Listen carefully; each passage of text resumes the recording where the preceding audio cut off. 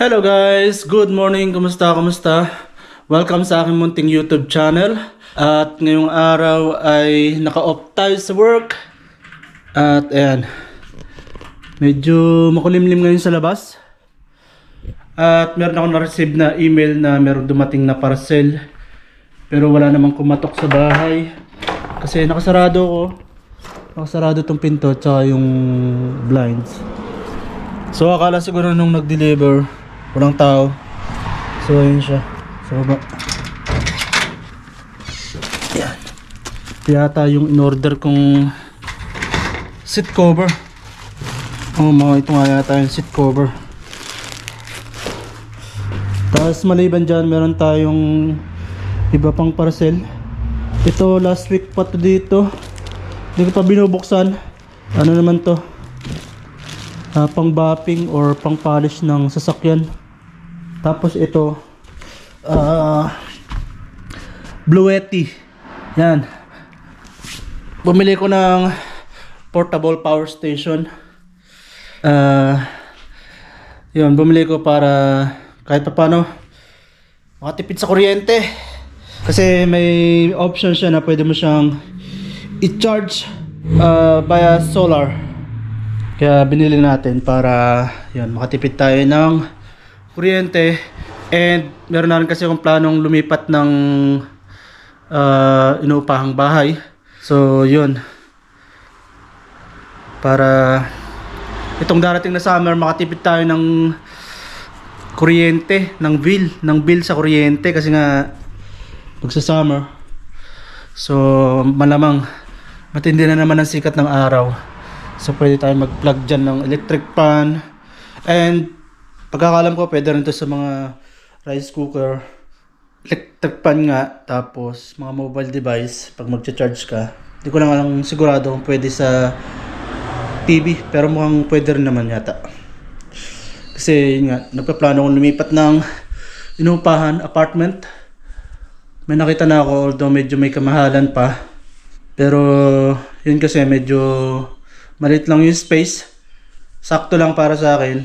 Dito kasi 2 kwarto itong inuupahan ko. And isang reason bakit ako alis dito is yung bakuran. Masyadong malawak.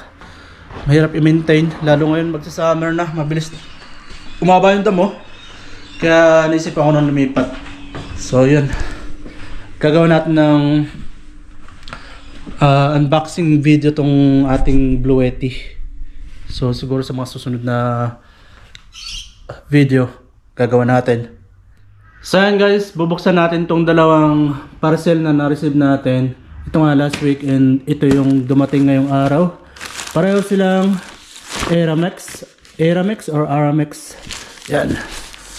Pag itong Aramex na to, dinadrop nila dito sa bahay. Pero kapag post office kagaya nito, tapos malalaking item, dinadala nila sa post office mismo.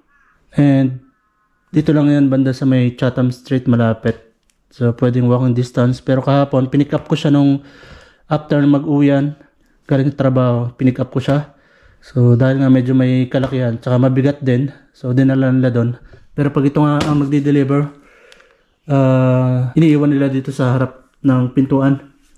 And kung kakasya naman sa mailbox yung item, doon nila nilalagay sa mailbox. And ito nga, itong Bluetti, gagawin natin ng separate na video para sa unboxing. So dito muna tayo sa dalawang to. Ito yung car polisher and then ito yung seat cover pagkakalam ko. Kasi yan, malambot siya. Umorder ako ng 2 piraso para sa harapan na upuan.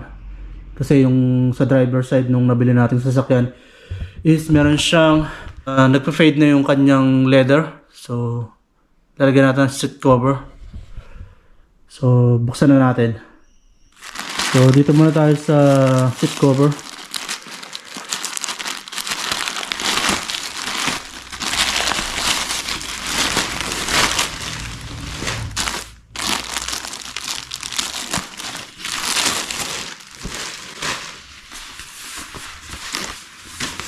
Manipis lang pala siya. Pero ang kagandahan lang is buong upuan mako-cover niya. cushion, tapos yung kanyang sandalan. Ayan. Manipis siya na leather type. Ayan. So okay naman yung quality niya. Hindi naman sama. Pang protect lang dun sa mismong leather ng sasakyan kasi nga nagpe-fade na yung kanyang leather seat ng ating upuan. And ito yung kanyang instruction kung paano siya ikabit. Tapos ito yung kanyang mga hook. Tapos dalawang headrest cover.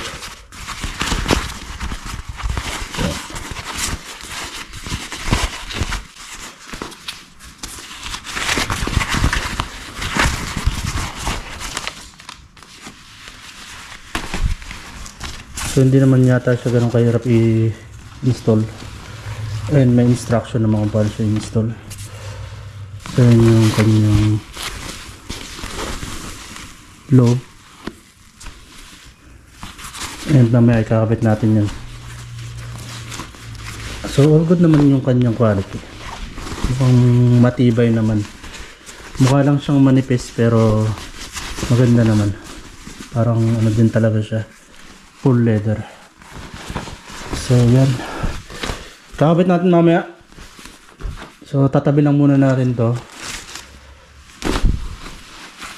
And then ito namang isang parcel ang bubuksan natin. Itong pang polish ng sasakyan. Pang polish o pang bapping. Yan. Makapansin nyo. Polisher. Bala ko kasing i-polish yung aking headlight ng sasakyan kasi nga medyo lumalabo na or malabo na talaga yung kanyang cover.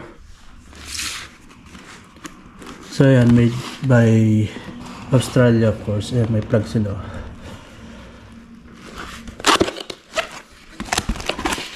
So yan, may mga kasama na siyang yan, yung mga foam na kailangan sa pag-buff, pag-polish.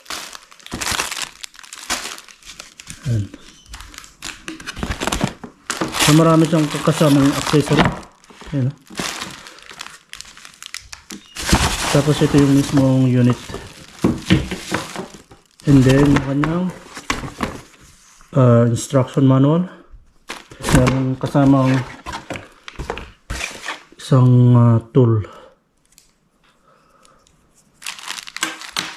So tingnan natin yung mismong unit.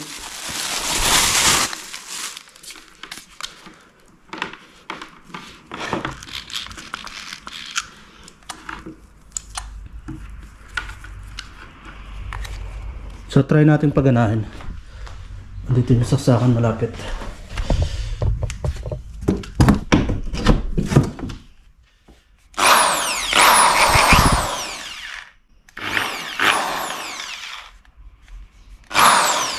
Okay naman siya guys. Working. And yung itsura niya mukhang quality naman. Mukhang matibay rin. And yun nga, isang kagandahan din is marami na siyang kasamang accessory. Yung mga foam na yan. Tapos ito.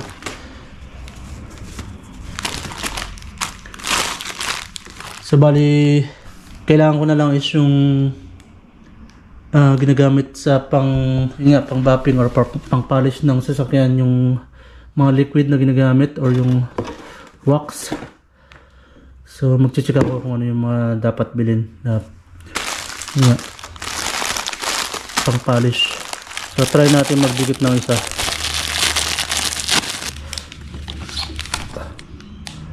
So yan, didikit mo lang siyang ganyan. Tapos pagtatanggalin mo, hatakan mo lang. So yan, may pang polish na tayo.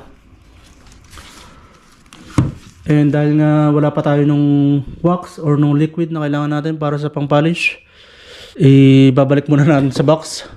Then ikakabit natin yung ating seat cover na nabili. Ito nga yan. So kabit na natin tong seat cover na binili natin. And then medyo magulo yung loob ng sasakyan. Ito yung sinasabi kong nagpa-fade na yung kanyang leather. So nagagasgas siya lagi kapag pumapasok ka, umuupo. So yan, para hindi na lumala, bumili tayo ng panibagong seat cover na pwede natin ilagay dito. And lalagyan din natin yung kabila. Although yung kabila naman wala pa masyado, pero lalagyan na rin natin para yun nga, protection na rin, para magtagal yung kanyang original na leather. So ito yung kakabit natin. So ano na natin gagawin, tatanggalin muna natin tong headrest. Yan. So mamaya natin lalagyan ng cover yan. Punasan natin. Punasan natin itong ibabaw, medyo may alikabok.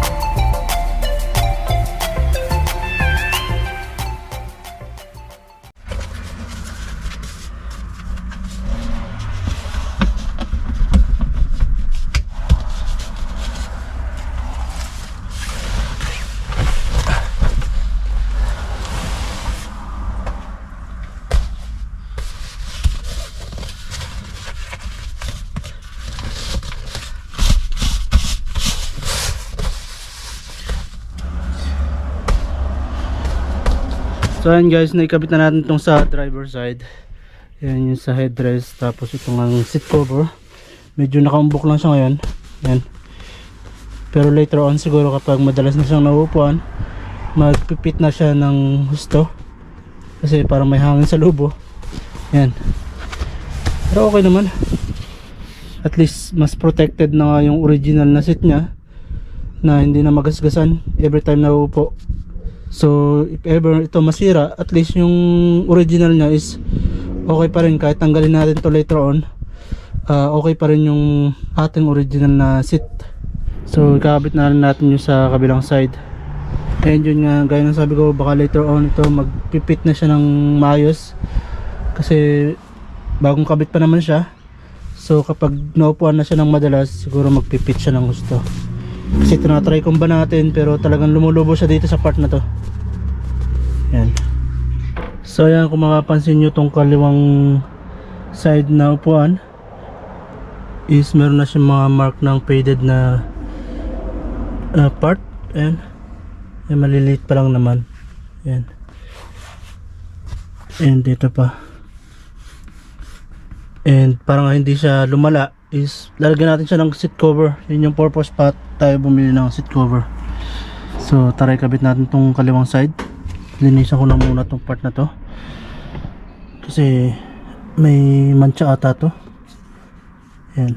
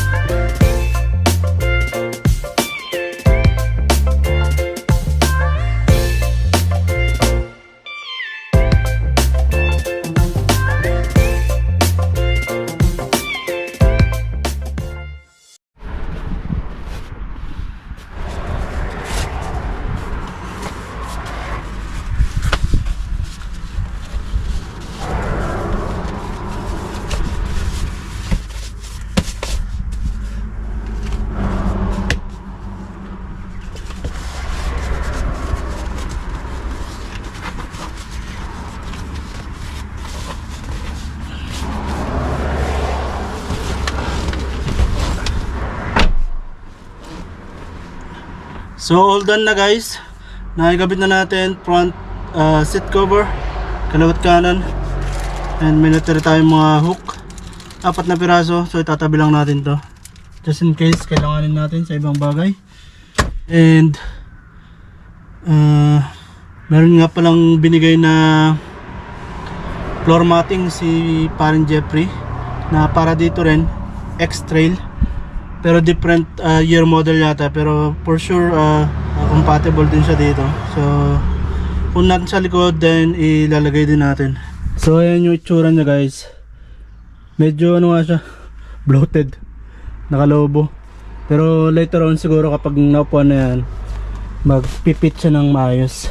Ayan.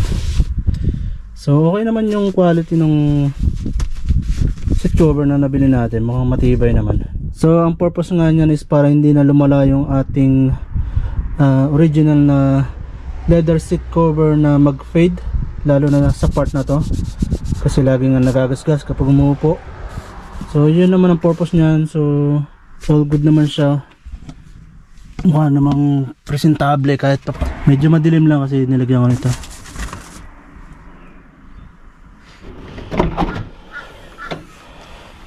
So ito yung seat cover na sinasabi ko.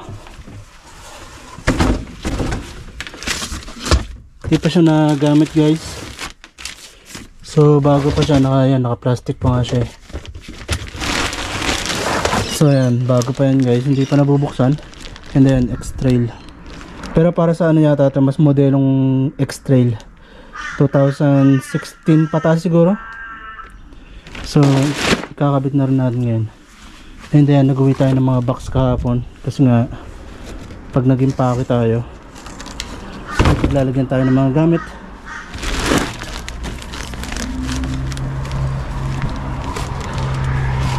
So ito tatanggalin muna natin and vacuumin din natin para malinis. May mga damo-damo, alikabok.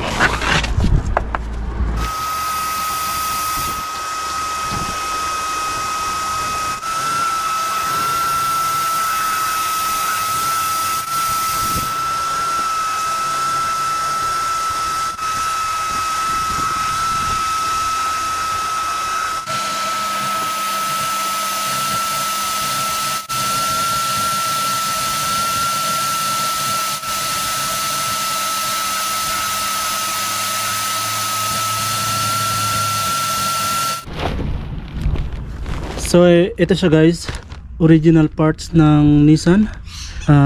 Isang set ng floor mat. So ikakabit natin dito sa ating sasakyan. Hindi pa siya naikakabit, hindi pa nabubuksan. So bago pa siya. And binigay lang din sa atin to ng tropa, si paring Jeffrey, kasi hindi niya na naikabit dun sa kanyang X-Trail. At nabenta niya na rin yung X-Trail niya, as modelong X-Trail. Yan, sariwa pa guys. Kaya nakabit na natin tong, or nailagay na natin tong floor mat.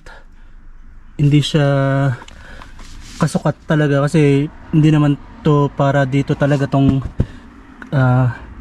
floor mat na to. Pang T31 yata to or T32. Ito kasing sasakyan natin is Nissan X-Trail T30. So kung makapansin nyo dito, yan, di siya dapat nakalapag lang yan sa sahig, pero dahil nga malapad yung floor mat, so tumatama na siya rito. And kung mapapansin nyo doon, medyo dito bitin. So yun yung kanyang forma kasi nung mga modelong Nissan X-Trail, pero okay lang din to, at least kahit pa paano mas malapad kumpara dun sa tinanggal natin kanina. And sa likod,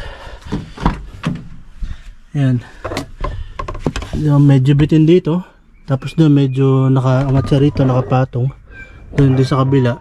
Pero mas, sabi nga, mas maganda to kumpara dun sa tinanggal natin kanina.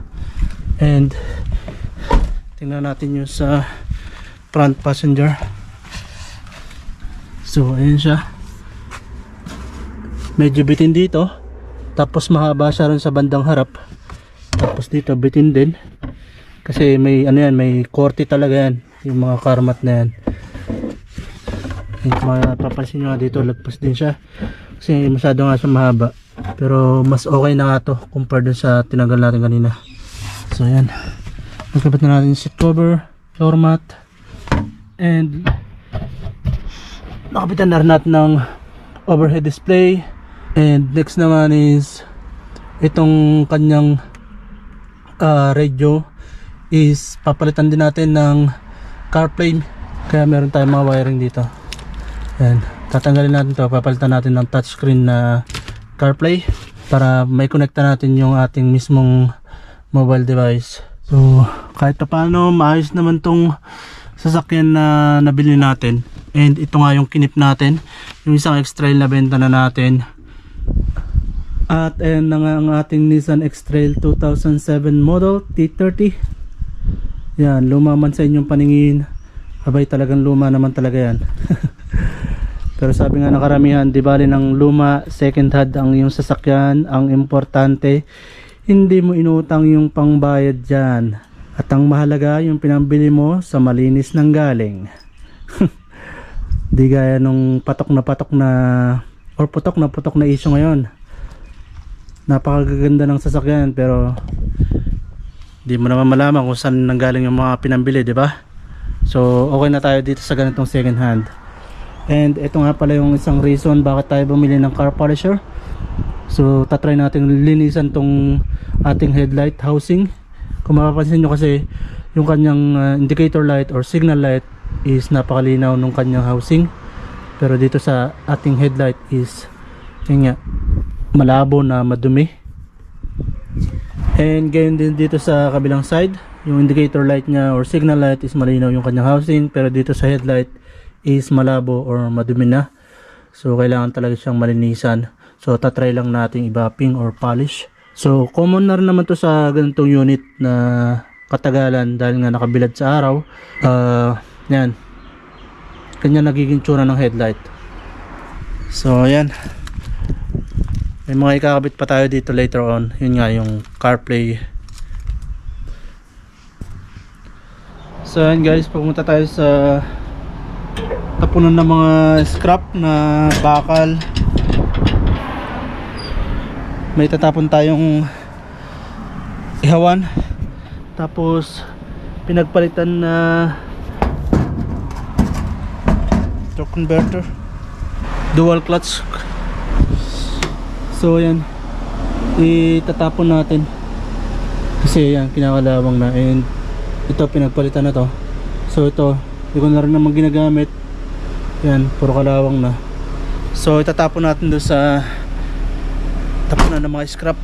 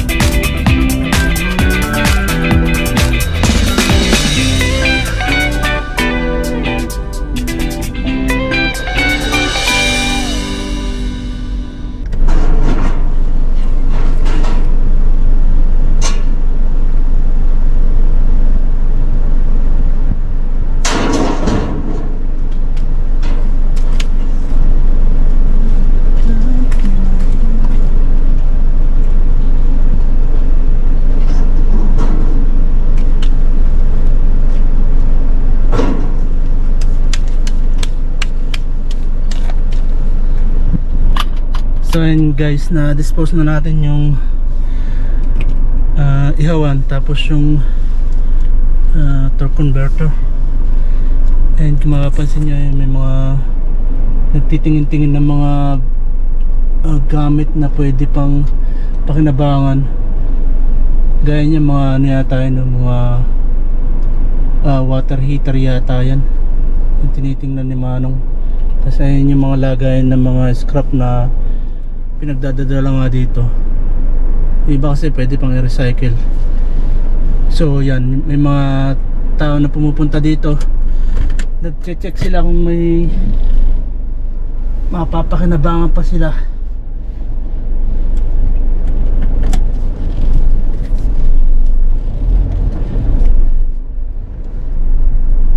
Yan, kagaya niya, steel cabinet. Tapos ayun oh, may malapad na no, solar panel. Kita nyo ba yun? Nandun sa ibabaw ng tow truck.